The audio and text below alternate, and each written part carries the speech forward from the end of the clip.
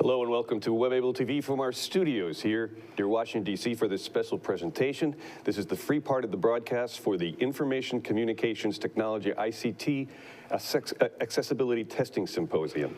This morning we'll be hearing the opening remarks from the session chairs, and also we'll have a keynote from Mike Riccobono, who is the president of the National Federation of the Blind.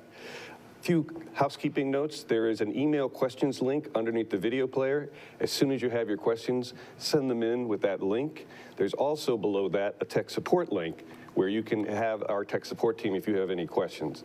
This is being captioned live and will be accessible also in an archive format here on WebAble TV. Now, without further ado, I want to introduce Mr. Chris Law, who's session chair for the ICT Symposium. Chris? Thank you very much, Dave. Thanks. It's great to be here with everybody. Thanks for joining. My name, again, Chris Law, and my co-chair is Andrew Nielsen. I'll be speaking for around about 12 minutes or so. Andrew will speak for a couple of minutes, and then we'll introduce Mark Riccobono for his keynote speech. So, this is the 6th annual ICT Accessibility Testing Symposium. We know that many of you will be joining for the keynote who are not familiar with the symposium. So let me just tell you what it's about. The symposium is the largest annual gathering of people who are interested in the practice and advancement of accessibility testing for ICTs. Once again, that's information and communication technologies. It's an event that attracts both newcomers to the field of accessibility testing as well as seasoned professionals who've made their career in testing. So it features peer-reviewed papers, in-depth panels, discussions, papers, and published proceedings. There is an actual printed and electronic copy of a published proceedings, which I'm holding in my hand. And then there is, we are recording all of those sessions, all of the sessions that we're doing. We're doing them, everything is online this year. And at 2022ict.org, you could register still to join, and all the recorded sessions will be available the next morning after the 3 days of the symposium, this being day one. Okay, I must also thank our 10-person event committee who throughout the year have been working to put this event on. Thank you to them. And there's a 17-person peer review committee who looked at all the papers and did all the scoring for those. Those people are all listed on our website, so thank you to them. And also thank you to our sponsors. Without the sponsors, we would have a little bit more trouble putting this together than we would. So thank you to our generous sponsors for taking part in this symposium. I'm going to read them out here. And all the links and resources are on our website. And there are video demos of products and services from some of these as part of our sponsored demo day, which took place a couple of weeks ago. And those are all linked to on the website. So thank you to our sponsors, TPGI, Standard Accessibility Reporting Incorporated, Accessibility Oz, Pope Tech, Fable, Accessible 360, Nobility, Accessibility Track, Renfro Consulting, New Editions Consulting Incorporated, Red Shelf, and Level Access. Thank you. Okay. So, there's been something that's always been a couple of years away in technology circles. Okay, so video phones for the longest time were just a couple of years away. This is an image from an advert for AT&T video phone from I think about 1992, when this video phone was only $1,600, and of course it never took off. But we have video phones. Everyone's got a video phone in their pocket now, and this meeting is being run over video, so it's a video phone of sorts. It arrived. Speech recognition. That was always through the 1990s and the early 2000s. A couple of years from now, we'll have good speech recognition, speaker independent recognition. And now it's ubiquitous. People have Amazon Alexas and equivalents of that in their homes. Okay. Autonomous and driverless vehicles, which is related to our keynote this morning, is there's an image here of the Knight Rider show from 1985. Knight Rider was the first time anyone had seen the sort of concept of a driverless vehicle where a computer in the car would drive autonomously. And do we have that now? Is it a couple of years away? Well, sort of yes and no. People are working on it, but it's still sort of a few years away from being out there. Flying cars. Popular Science has this recurring image that happens every 5-6 years or so. Hey, Maurice? Where they would put a picture up on their cover of "Where's my flying car?" It's a recurring theme. And we sometimes see articles in the news of people demonstrating flying cars. Are they a few years away? Yes, they're a few years away, most definitely. But in terms of autonomous vehicles and driverless vehicles for the road versus flying cars, I think that the former is coming much sooner. Okay. So we can think of, in terms of autonomous vehicles, we've got a picture here of a taxi, somebody getting in. This is from Cruise's website, getcruise.com. It's somebody getting into the back seat of a taxi, and there's all manner of electronic equipment on the roof of the car, and that's to help the driverless taxi see. So they are doing trials and experiments in the San Francisco area. Driverless buses, yes, there's some limited services that are being sort of prototyped right now. Driverless trucks, certainly. People are spending millions of dollars figuring out how to improve transportation by having driverless trucks on the road. Okay. Driverless personal vehicles. Well, you can't buy one yet. You can't go up to the dealership and buy one yet.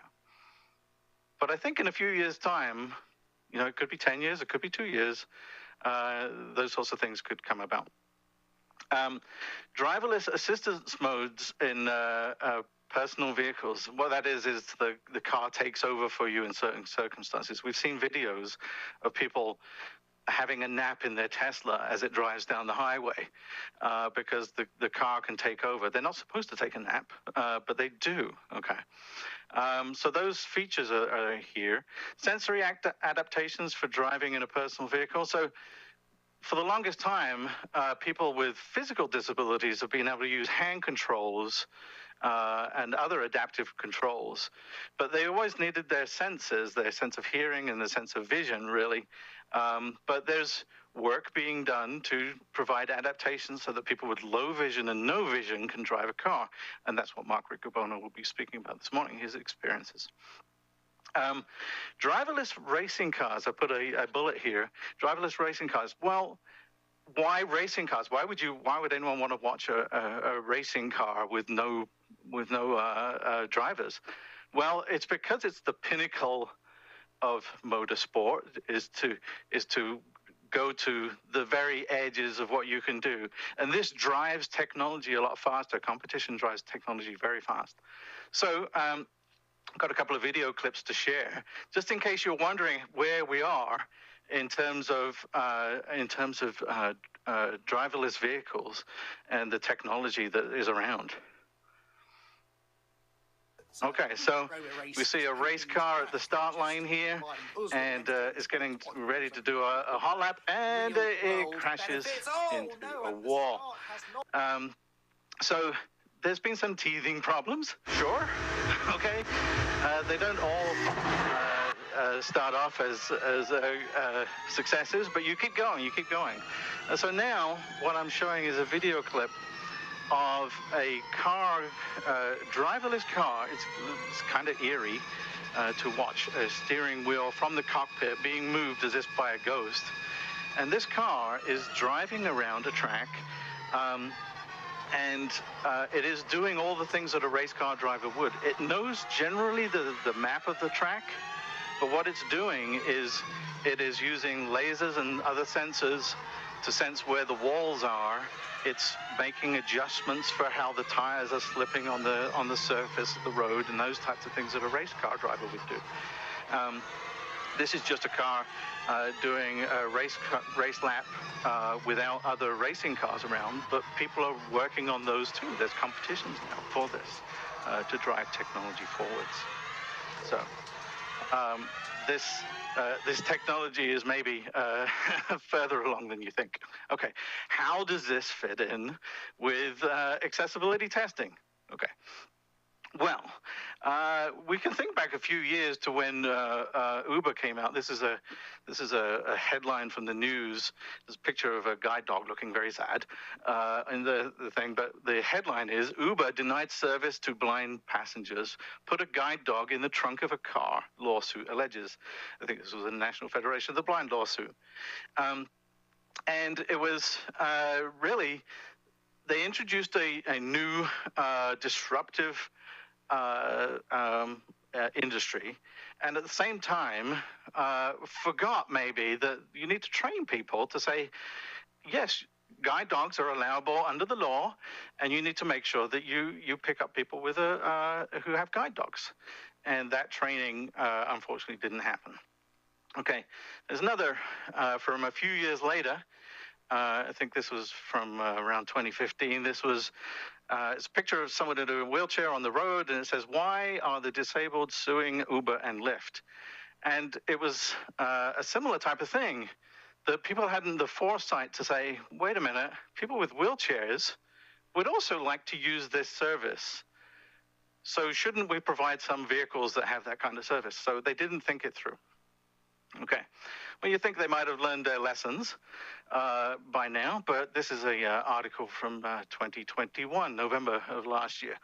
The Department of Justice is suing Uber over claims its wait time free policy discriminates against people with disabilities.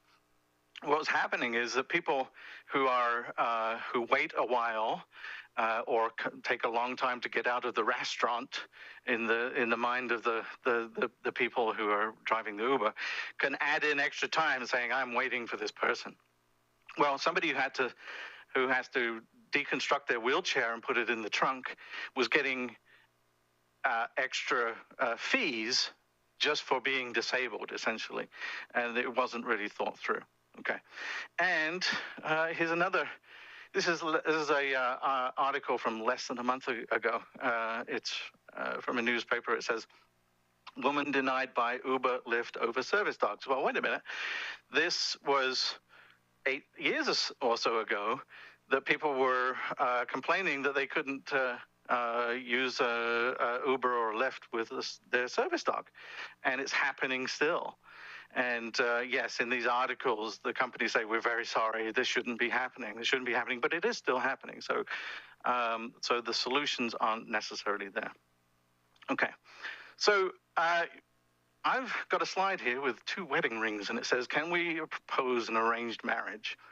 So when we started talking about this as being part of this testing symposium, we were thinking about the day when finally somebody does make that car, that autonomous self-driving car that anybody can buy. And you can go down to your local Ford or Audi or whatever dealership it is, and you can then say, okay, I'm ready to buy this car. But what if you go there with a guide dog, or you walk up with a cane and you say, hey, I'm ready to buy the car? Will the industry be ready on that day? And it's coming in a few years. Will they actually be ready? So we were pretty much sure that maybe based off of these past kinds of experiences, that people wouldn't be ready. So can we propose this arranged marriage between those in the accessibility testing field and the autonomous vehicle field?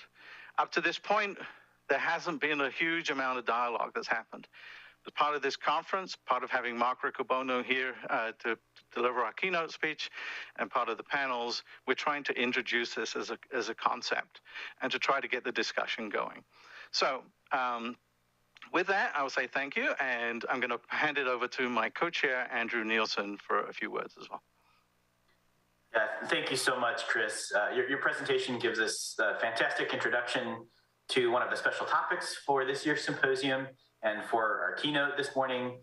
It also paints a very vivid picture of the double-edged sword of technological innovation. Advancements in autonomous vehicles and other similar innovations have such a vast potential to make life better, particularly for people with disabilities. And yet, if we don't actively seek to include individuals with disabilities and other underserved communities from beginning to end in conception, design, and development, then those advancements can quickly leave people behind. I know I'm preaching to the choir, of course, but equity and inclusion for people with disabilities really just must become part of our culture. It must simply be part of how we conduct our everyday lives, not an afterthought. Coming from government, myself, I have a few ideas about how we can encourage cultural change, but I'll leave that for another conversation. I now instead have the privilege to introduce our keynote speaker to help us kick off this year's ICT Accessibility Testing Symposium. Mark Riccobono has a very interesting perspective as the very first blind driver, independently driving 1.5 miles of a road course as part of the National Federation of the Blind's Blind Driver Challenge in 2011. Mark was subsequently elected president of the National Federation of the Blind in 2014. The National Federation of the Blind has tirelessly advocated for its member constituents since its foundation in 1940. Mark, we are really looking forward not only to hearing about your experience as part of the Blind Driver Challenge, but also your broader perspective on both the challenges and the vast potential that technological advancements like autonomous vehicles present to us. Mark, we'll need you to unmute your line. I think that was muted during Chris's presentation, but we're so looking forward to your keynote speech. Welcome to the virtual stage, and over to you.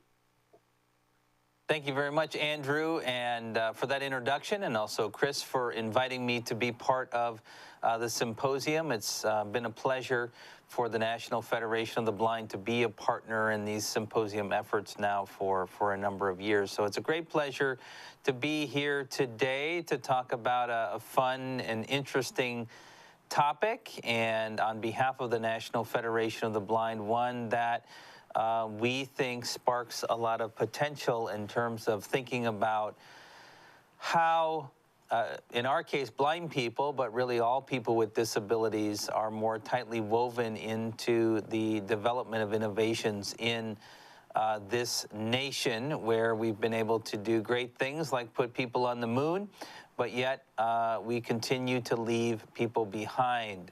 So it's a pleasure to have the opportunity. I look forward to answering some questions as well. I recognize that the community is really the group that's going to answer all these questions in the long run with the National Federation of the Blind. So I was asked to speak about my experience as a driver, and driver is a really important concept. You know, the driver is the one who's in charge of the direction, the decisions, ultimately the final destination. Others who are participating, or in our case, our analogy, riding in the car, might help with navigation, and they might give input on what radio station to listen to, but typically, ultimately, it's the driver's decision as to whether or not to take that feedback. And historically, blind people, as well as other people with disabilities, have really not been permitted to be part of the driving class. And that has largely been because of low expectations. We gather today at this symposium to talk about how do we advance disabled Americans to the position of driver in innovations within our nation. We do that, and we think about that, and we should think about that in many ways, through building in the perspective of people with disabilities into design. And I know many in This audience already understand the tremendous benefits that has. Early inclusion strategies are useful actually in making products better for everybody. And so that's just one of the many reasons to help blind people and other people with disabilities be drivers in the innovation. Also, our intentionality about how we include people with disabilities really informs in a powerful way the outcome we have. You know, we're seeing this in so many areas of life every day. Most recently, the government has invested heavily in at-home COVID tests for Americans to keep us all safe, except that, well, disability actually wasn't even thought of in the initial phases.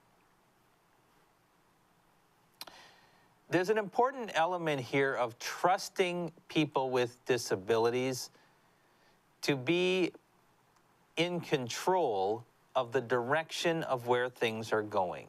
And again, that speaks to the low expectations that have existed forever as it relates to disability. And we're here to talk about giving people with disabilities and the perspectives of people with disabilities greater position in driving innovation so that we can come out with better outcomes for everybody. And we know that that's true from our experience, and it certainly was our experience in the Blind Driver Challenge, which I want to talk about here in a minute. First of all, I should say that the National Federation of the Blind knows that blindness is not the characteristic that defines you or your future. And every day we raise the expectations of blind people because we recognize that low expectations create obstacles between blind people and our dreams. That you can live the life you want and that blindness is not what holds you back.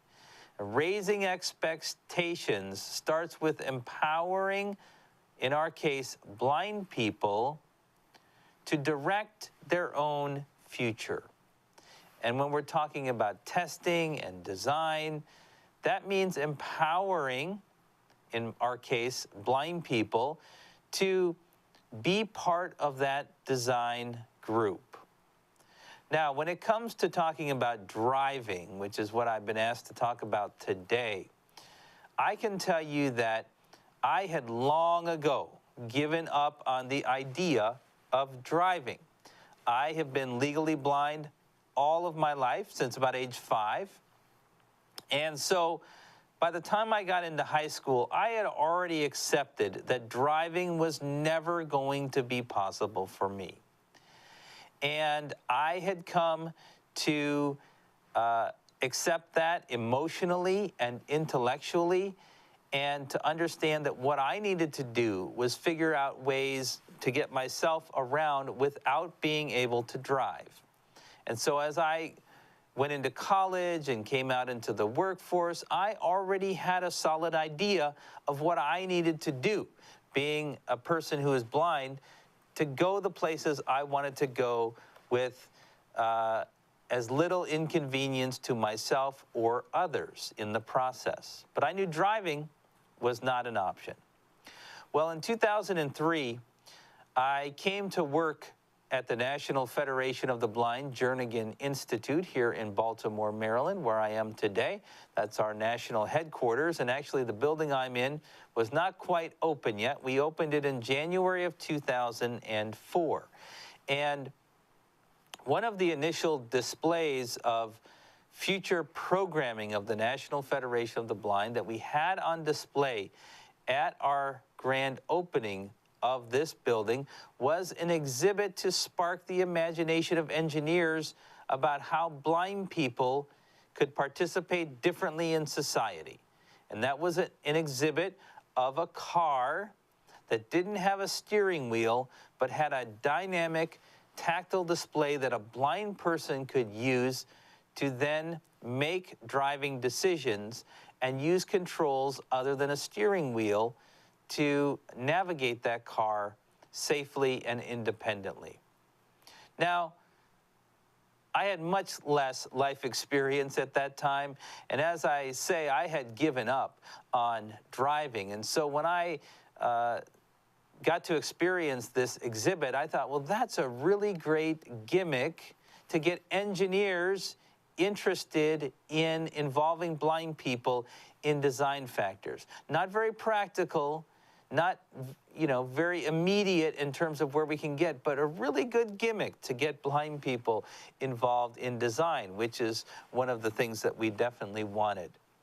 Well, little did I know that just a little more than 3 years later, I would be asked to be executive director of the National Federation of the Blind Jernigan Institute and have as one of my responsibilities under my program portfolio would be the Blind Driver Challenge. So suddenly it was my job to inspire and encourage people to get involved with building a car that blind people could drive. Now, we had talked with a number of universities and individuals who had been involved in the DARPA Urban Grand Challenge and other research and development efforts. And we had held a couple of meetings here at our institute and also in other places with NASA and others to talk about this idea of blind people driving.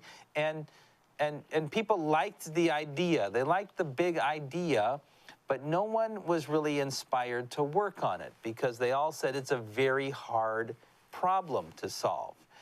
No one really had the guts to work on it until 2008. And so by this time, I was executive director of our Jernigan Institute, and we got a call from Dr. Dennis Hong, who at the time was a professor in robotics at Virginia Tech.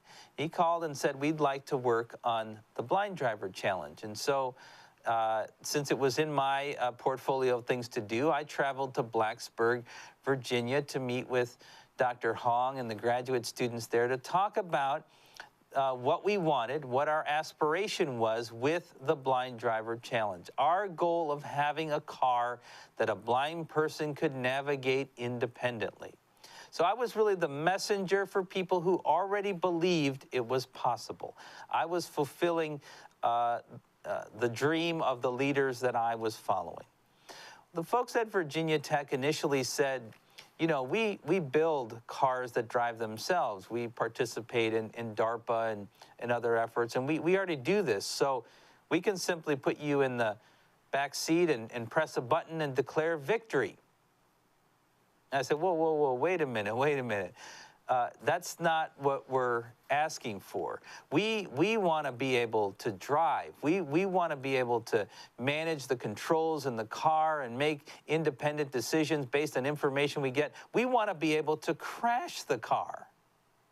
They said, wait a minute, you want to crash the car? I said, no, we don't want to crash the car, but there has to be the possibility that if we make a wrong decision, that can happen. We're not simply looking to be passengers. We're looking to put blind people in as drivers. They said, oh, that's a little harder than we were thinking. Could we start with a smaller project first? And so we started partnering with Dr. Dennis Hong and the folks at Virginia Tech on creating the first blind drivable vehicles. And that's where I want to come to lesson number 1 for my presentation today. And that is, you have to engage people who do not know already that it's not possible. That was a lesson I learned early on. Now, I sold Virginia Tech on this idea because I knew other people believed in it, but I was still a skeptic in the idea. The first thing we did was put together some rudimentary interfaces, non-visual interfaces, and we wanted to do it low budget, so we got a little red dune buggy and that we could put a LiDAR on and that we could mount some computers in the back, and it was a little two-seat dune buggy. And we said, okay, we're going to need to kind of test this. What can we do with it? Well, at the time, I had come from running education programs for the Federation, so my mind always goes to education. And we were getting ready in 2009 to have an event called the NFB Youth Slam at University of Maryland. We were going to have something like 200 blind students come in from around the country and mentors to learn about science, technology, engineering, art, and math. And so I said, let's have a blind driver track where we can talk to blind students about the principles of engineering. Excuse me. And so we put together a blind driver track, and we put together an engineering curriculum where we could work with the students over that week to talk about the principles of engineering. And at the end of the week, the hook for these students, we have talked to them, we got them to dream of concepts of what would it be like for a blind person to drive a car? What would the interfaces in the car need to be like? And the culmination of their coming up with ideas and going through the engineering process was to give them an opportunity to drive this little red dune buggy that we had equipped with non-visual interfaces in a parking lot at the University of Maryland. So it was a great educational hook. It worked for me. I thought, this is great. We're empowering students to try out some things. Again, not real practical for the real world, but a cool thing to do. So we got this track of students to check out this dune buggy and to drive it around. And we took a lot of video of these students. And I was transformed by watching the experience of these young blind people using this technology. They said, we need to make this happen faster. How do we work on this? What can we do to contribute? How can we make this a reality sooner? It made me re-examine my own thinking. You see, these young people had not given up yet on the idea of driving. I had already said in my mind that it wasn't going to be possible, but these young people understood that it could be possible. They hadn't had it beaten out of them yet, and it gave them an agency and authority to think bigger than I was able to think about it. So I started to re-examine my own thinking, and I went to talk to people about what we could do. And shortly after that, the board of directors of the National Federation of the Blind approved a project working with Virginia Tech where we would actually build technology into a car, a real car, that a blind person would be able to drive. And so that comes to lesson number 2. We need to lead with authentic lived experience. We agreed to work with Virginia Tech and fund a project to build a car that a blind person could drive, but only if we served as equal partners in the process. Only if we were able to guide the project and the development of the interfaces as equals to the sighted engineers that were going to work on it. And we shot for a big goal. We showed up in Daytona in July of 2010 and said that by January of the next year, we were going to put a blind person in a car and have them drive it independently on the track at Daytona using non-visual interfaces. And we had only just purchased the car at that point. We hadn't done testing, we hadn't done development, we had all of the concepts, and we had some confidence in the team. But we didn't actually know what was possible. So we led with our authentic experience, also combining that with our partners at Virginia Tech who had experience on the technology side.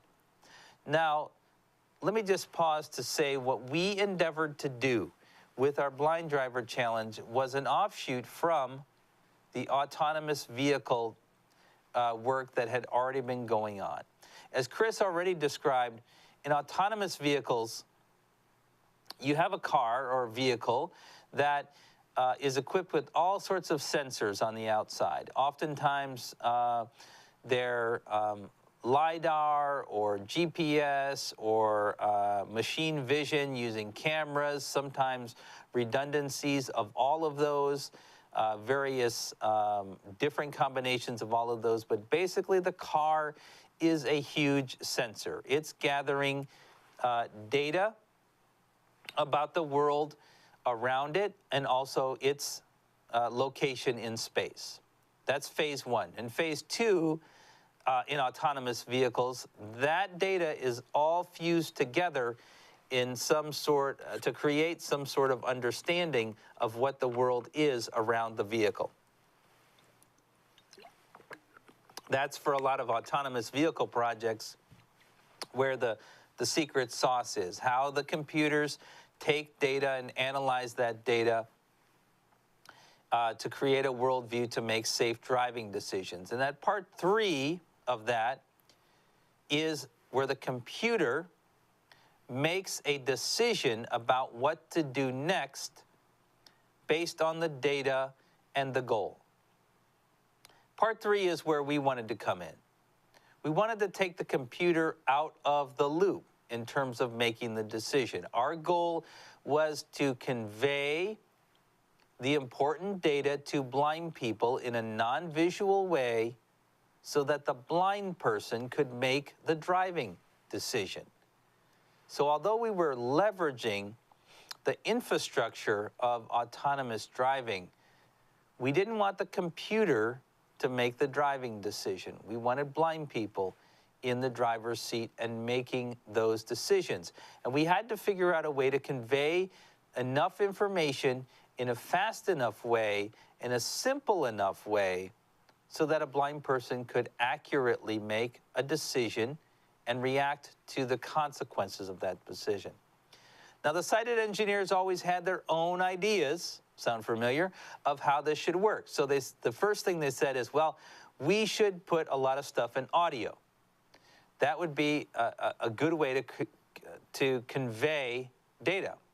We said, well, maybe not so much. Let's leave audio as a fallback, because, you know, if we think about when we get into a car and drive, you know, we want to be able to listen to the radio like everybody else. So let's leave audio, and we'll use that if we have to.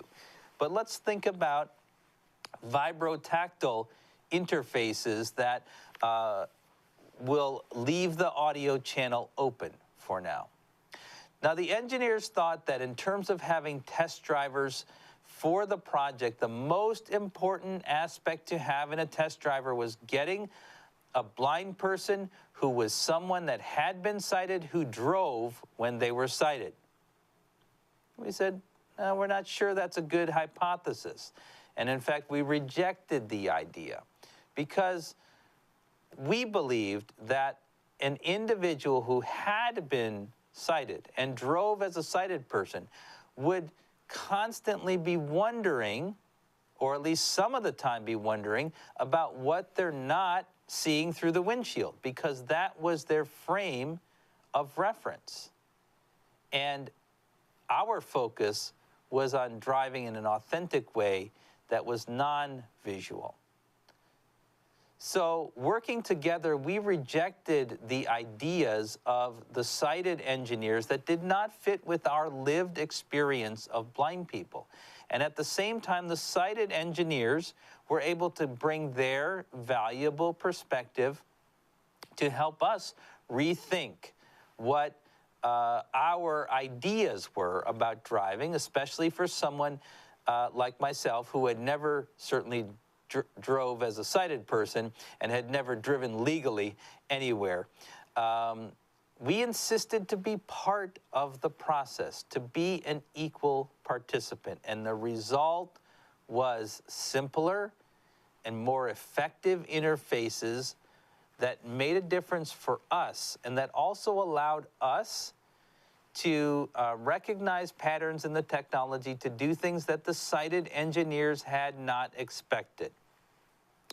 And our lived experience as blind people, especially our training in how to navigate the world non-visually as blind people in our training centers that we run in the National Federation of the Blind, helped us to improve the testing environment. Now, originally, the engineers, they wanted us to drive a very wide driving lane in our early testing. They said, the wider the driving lane, the more play you'll have to learn how to use the technology. And they said also, safety first. So we want you to drive very, very slow in that wide lane. And in the early days of testing, we were very frustrated because it was very difficult to drive straight. We were like a ping pong, like a pinball bouncing back and forth from one boundary of the lane to another. So we got together as blind people and we said, now wait a minute, we know from our experience as confident blind travelers that the faster you walk, the easier it is to walk straight. This is why we advocate for blind people to use a longer white cane than has traditionally been used or purported to be important by sighted travel professionals. And this is what blind people have found to be effective. If you can walk faster, you can walk straighter, and you need a longer cane to do that. So we said, we want to drive a narrower lane, and we want to drive faster. And the result was we got better results using the technology, and we were able to react better to the defined movements that we were able to make. And that purely came from applying our lived experience as blind people and our experience having gotten good training. Brings me to lesson 3. And that's empowering people's ideas creates innovation. Empowering people's ideas creates innovation. In the testing process for the Blind Driver Challenge, I learned to think of myself not just as a tester, but as a driver of innovation. I already told you I was very skeptical until those youth taught me that there might be something more to consider. But I was managing this project until I was asked if I wanted to be one of the test drivers, which I had not considered. And I said, well, as long as I'm doing the work to manage the project, I might as well get in there and be one of the test drivers. I had no idea what that meant.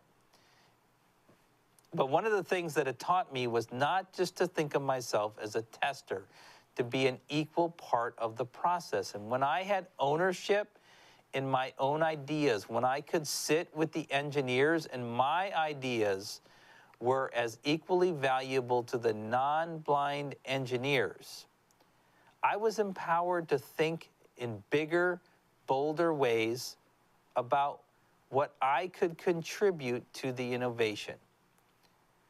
And because I was willing to get in there and test those ideas, and I believed in the ideas, this also helped to give confidence to the non-blind engineers who were willing to put on a blindfold and test their own work because they were working closely with us on those innovations.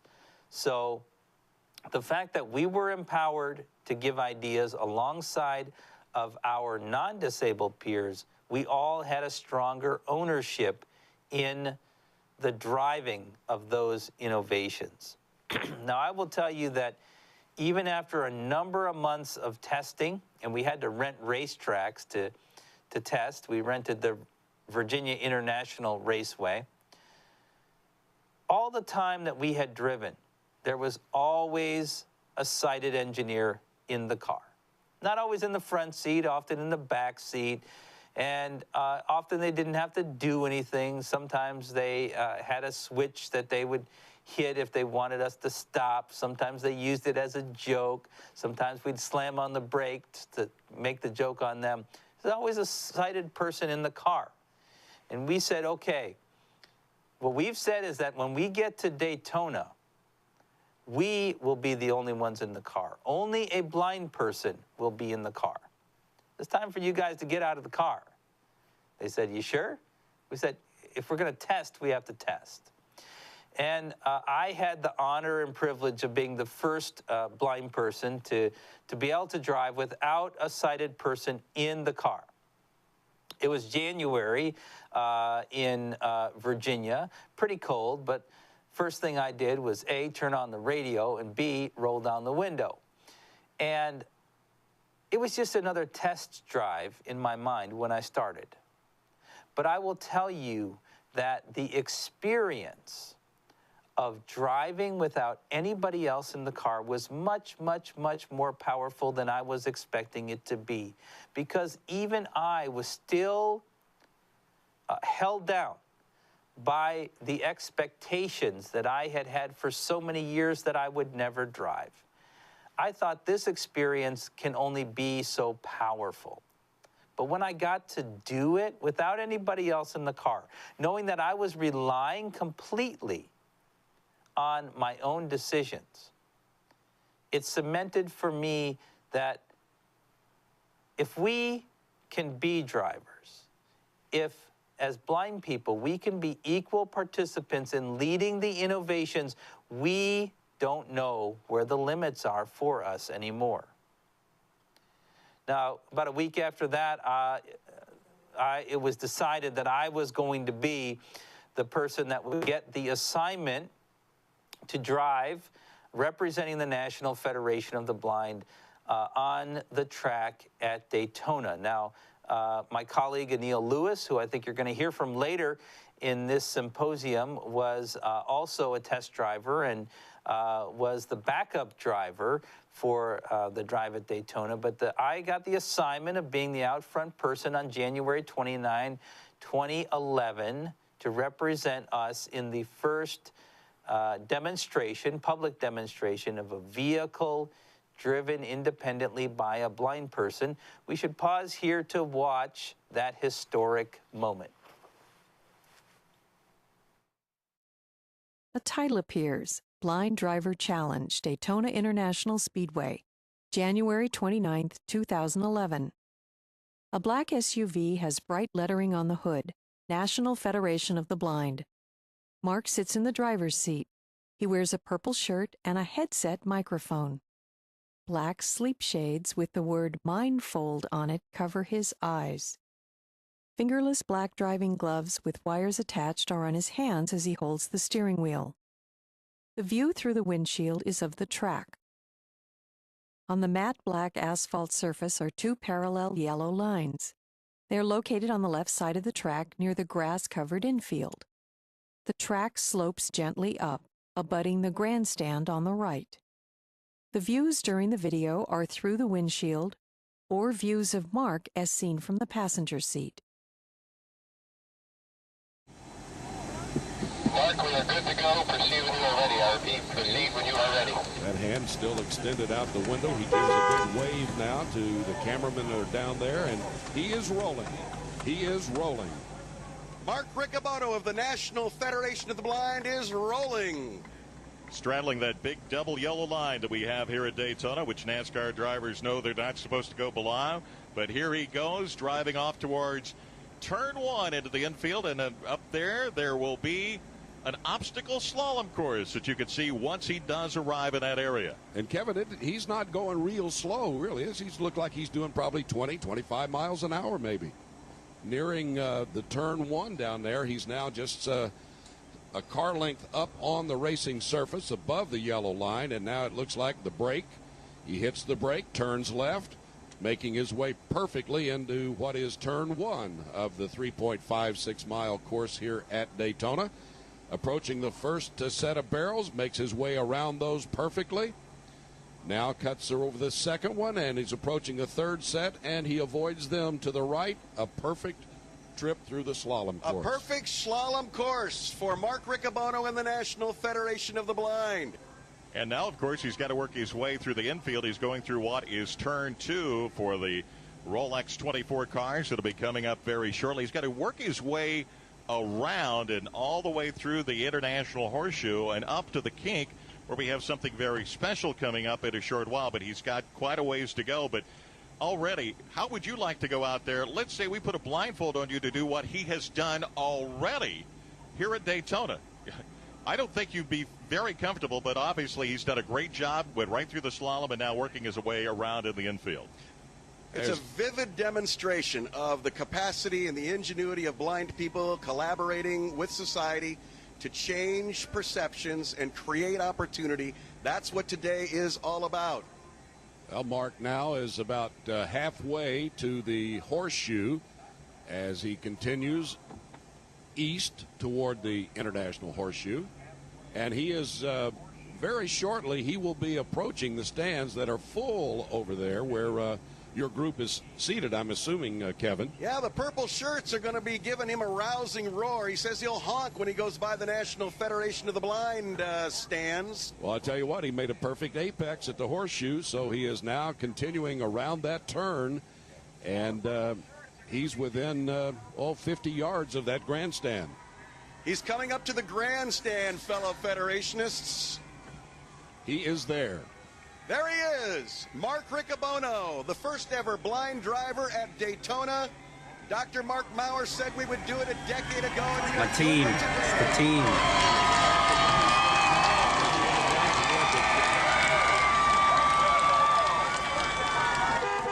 He passes stands with 400 NFB supporters wearing purple shirts.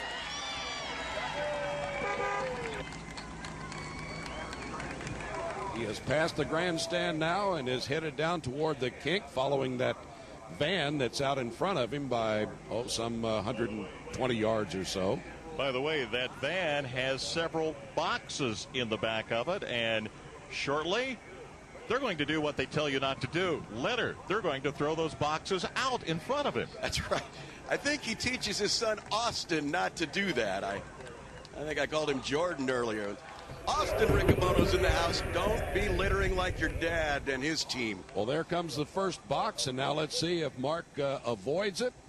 He does. He passes it on the right. The second box has been deployed, and he passes it on the left. Third box is out. The fourth box is out, and he's perfectly making his way between the two. So they're throwing boxes out of the back of the van, and the blind driver is avoiding the boxes using this technology.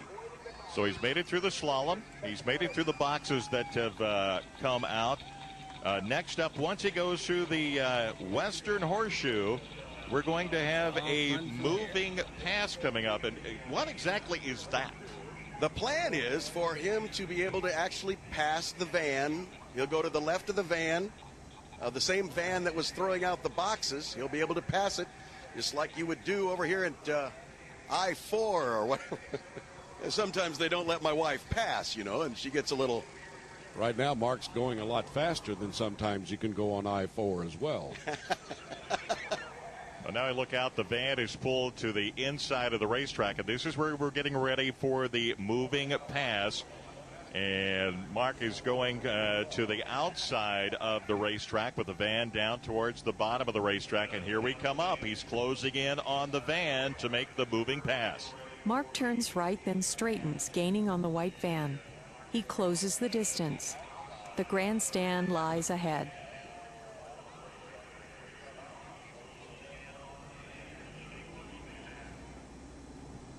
Well, this is what it's all about, this kind of dynamic display of the capacity and ingenuity of collaboration between the National Federation of the Blind and many in our community. It'll create opportunities for education and employment. It is an historic day, Jim and Larry. Well, Kevin, he successfully made the pass. 100% complete so far. He has done everything that we expected. And he's coming up to the finish line. He has made the pass, and he's coming to the finish line. Makes a perfect turn. And this is just the beginning. This is the start of it. Over the next decade, we will be looking for university programs and corporations to accept the Blind Driver Challenge and collaborate with us. He's approaching the end of the run, makes his way in between the barrels that are set up there, and mission accomplished. We're proud of you, Mark Riccobono. We're proud of the National Federation of the Blind. What a great drive. A great drive at Daytona International Speedway. Mark pumps his fist. Thank you so much, Daytona. Well, congratulations to Mark, and Kevin, thank you for your input. And this has indeed been an historic occasion here at Daytona, and I know Mark is going to be climbing out of that SUV very shortly down there, and he's going to be a happy young man. Dr. Mauer's drive. Okay, great. So that was the drive at Daytona. There's a lot more I could say about that, but I have a little bit more to say, and I know you all have a lot of great questions. That video, by the way, is on YouTube. You can find it. Just search for Blind Driver Challenge. Brings me to lesson number 4, and that is seek to go further. Seek to exceed expectations. When I got out of the car on the track at Daytona, I no longer knew where the limits were for us as blind people. I just didn't know anymore. I had learned that being a driver in my own life was really important, and seeing us as equals really meant investing in being equals as part of driving innovation in society. And so we recognized in 2011 that the future of driving was in driverless vehicles. And so we immediately pivoted after that drive at Daytona to take our effort to try to influence the what at the time was called the driverless car community. Now we refer to it as autonomous vehicles. I presented as an example at the second driverless car summit in Detroit. And, you know, we were met with a lot of skepticism about why we would want to be involved in these activities and whether or not it would make a difference. I remember the panel, after the panel that I presented on in Detroit at the Driverless Car Summit, an engineer from a particular company working on driverless technology at the time came to me and said, well, you know, our car is going to be done before your car is. And I thought, well, didn't realize we were competing. We're actually trying to inform, enhance, and make better all of the autonomous vehicles out there. But it was a very clear early message that we had a lot of work to do in getting the autonomous, what we think of now as the autonomous vehicle industry, to think differently about disability. And at that time, the message very clearly was, once we get this perfect, then we can worry about you. And we know from our experience that is the wrong message. And so since that time, we have been working at taking our expectations even further. We have been, in some cases, demanding that autonomous vehicles include access for people with disabilities, and in our primary advocacy role, blind people, interfaces that blind people can use from the beginning. What became clear, as I could talk a lot about meetings that we've held in partnership with the Automotive Alliance and many of the companies. We've brought a lot of people with disabilities to the table in these discussions. We've presented with the Secretary of Transportation and others. So a lot of great work has happened. But as we approached the 10th anniversary of the Blind Driver Challenge, leading up to January 2021, we knew that we had to accelerate our efforts. We had to push harder, and we had to show that more was possible. So we started thinking about how to do that. And one of the people who's a member of the National Federation of the Blind is a gentleman named Dan Parker. He went blind from a car crash that he had as a race car driver. And I had the opportunity to meet Dan shortly after he went blind, and he and I talked about various projects that we were hoping to spark after our drive at Daytona. One of them that's on our list is to create a bicycle that a blind person can pilot independently using some of this technology. Dan got training at the Louisiana Center for the Blind, and he has continued to have a dream of continuing to be a race car driver. And so he came and said he was interested in setting the record for fastest car driven blindfolded. Now, this is a Guinness World Record that anybody can set, because you don't have to be blind, you just have to wear a blindfold. Now, Dan didn't need a blindfold because he's a blind person, but the record has always been owned by a blind person, so I challenge any sighted individuals out there who want to take this on to consider it. We got together with our partners at Cruise and said, let's use this as an opportunity to accelerate the conversation about having autonomous vehicles built with people with disabilities in mind from the beginning, to show that people with disabilities should be driving this conversation, not merely an afterthought. And what's important about this effort also is that the car that Dan proposed to drive was designed and built by him as a blind machinist. He put the team together that was going to do all the technical work on the car, but he was the leader. He was the driver. And on March 31st of this year, at the Spaceport America in New Mexico, Dan did break the existing record and set a new world record for fastest car driven blindfolded, the new record being 211.43 miles an hour, shattering the previous record by more than 10 miles an hour. And this is the next phase in our Blind Driver Challenge work, because Dan used our experience and built technology for his car based on the work that we did in the Blind Driver Challenge, and he drove the car independently using that technology to break this record. Okay, so what does this have to do with the pursuit of accessible autonomous vehicles? Many people are working on building upon what currently exists. We in the National Federation of the Blind imagine how it could be done better, and we pursue that. We don't know where the limits are, and we want to employ our alternative techniques, our lived experience as daily problem solvers to helping solve some of the biggest challenges that face our nation. Innovation comes from thinking outside of the box. And we believe that blind people and other people with disabilities have a tremendous amount to offer in that regard. That's why we have the audacity to imagine cars without sighted drivers, without steering wheels even, with interfaces that everybody can use in a way that's authentic to us. Autonomous vehicles and the industry around them also have a lot to gain from the knowledge and wisdom that exists within the ICT industry. I want to make one important point about safety.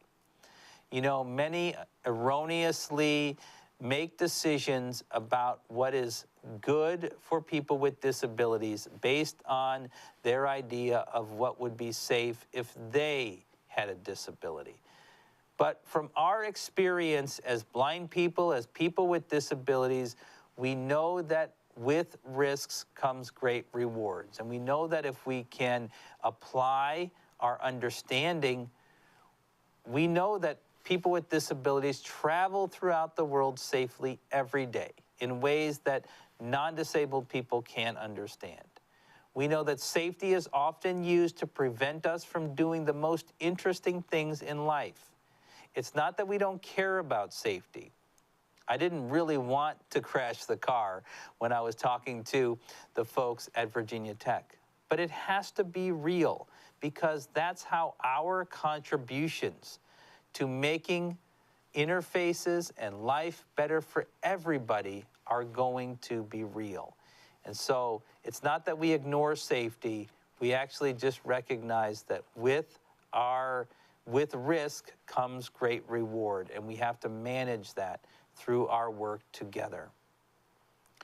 This proposed marriage, as Chris says, has so many possibilities to inform not just the autonomous vehicle industry, but how can the testing industry be better from adopting the understanding and experience of those building autonomous vehicles. Engineers, software developers who have a tremendous amount of knowledge and wisdom to contribute. That was our experience in the Blind Driver Challenge. We gave our authentic experience to the sighted engineers, but they also helped to inform, improve, and expand our thinking from their lived experience. And that's where true partnership takes us to a place of unimagined possibilities. We must be willing to go even farther. And we must be willing, as both folks working in autonomous vehicles and as individuals working in ICT, to recognize that we bring our own biases to the table. And I challenge each and every one of you to challenge your biases, just like I had to in our Blind Driver Challenge. The National Federation of the Blind stands ready to be a partner in these efforts. We know that with our involvement, we can go even further. We don't know what the limits are, and we know that there is so much more possibility for us to gain together. So thank you for the opportunity to share my experiences. I look forward to answering a few questions in the time that we have left. Thank you so much, Mark. I have so many observations, and I'm monitoring the chat for the registrants for the symposium, and seeing a few comments of people who were, at home cheering you along in the video as you passed the grandstand, and I felt myself doing the same thing. We do have a few minutes for some questions. For those who are registered for the symposium, you can use the Slack channel, the Keynote chat Slack channel, to drop your questions there. For those who are viewing on the WebAble TV website, on the same page where the video is located, there's a link to a questionnaire or a form to submit questions. If you're viewing live on YouTube, to get to that questionnaire, you can go to webable.tv/ICT-keynote-questions and use that form to submit questions. Can I add something? Yeah. Can I just add? We'll run out of time real quick here, I'm sure. But I've got a list of like 10 questions, and just for myself. I think we'll keep that link open, and the little channel questions to me, and that are after the event, and I will channel questions to Mark through that. So once this video is up there, yeah. So send in questions when you have them. And are there any that you want to address that have come in, Mark, Andrew, or was it just the cheers? It was just the cheers so far, and generally, comments about how great the keynote is. Excellent. I think we maybe still be waiting for some questions to come in. But can I ask one question? My most prominent question that I have for you, Mark, is that the ecosystem around driving is not just the driver interface. It is issues such as licensing and insurance, and even the purchase process for a car. The last time I bought a car, there were 100 pages worth of things that needed 35 signatures. And I was sitting there thinking at the time, none of this is accessible. These are not accessible PDFs. Yeah, that sort of thing. Yeah. So for everything outside of the car that is part of this ecosystem, what discussions have taken place up to this point? Do Do you have anything that you can share on that? Yeah, definitely. And I should say, Chris, I'd be happy to, maybe we could do even a recorded session just talking through some of these questions another time as a follow-up. But yes, one of the things we realized in the Blind Driver Challenge was that the technology piece was probably the easy piece of putting blind people in driver's seats. It was all of the other stuff you're talking about. So this is part of what we're raising with the autonomous vehicle industry, because one of the interesting things is, what is the ownership model going to be? A lot of the early efforts in this area are not ownership model driven, right? They're kind of a ride share sort of model. You know, you can in Arizona now, you can call an autonomous vehicle to pick you up and take you to a destination. So it brings up some other interesting questions. It's like when you go to, you come out of a baseball game and, you know, everybody is trying to find their black Prius ride share, right? Which one is mine? How do you know where your AV is, and how does it find you? There's some interesting opportunities there. Yes, there are a lot of questions, both from the mobile apps that are going to be used to interface, to accessibility of terms and services, all sorts of things. This is why accessibility has to be a core design feature from the beginning. We've certainly had some of these conversations, but you know, it's also getting these companies to have them now when they're so focused on the technology. It's a really hard uphill battle to say, well, we need to think this through today so that when we get to tomorrow, we have already designed what this ecosystem is going to look like you say. Yeah. One of our goals for the conference is actually to create a list, following the conference, a list of all of the issues that we can think of now to do with both the driving process and that entire ecosystem to figure that out. There was a question that came in from Claudio Vera.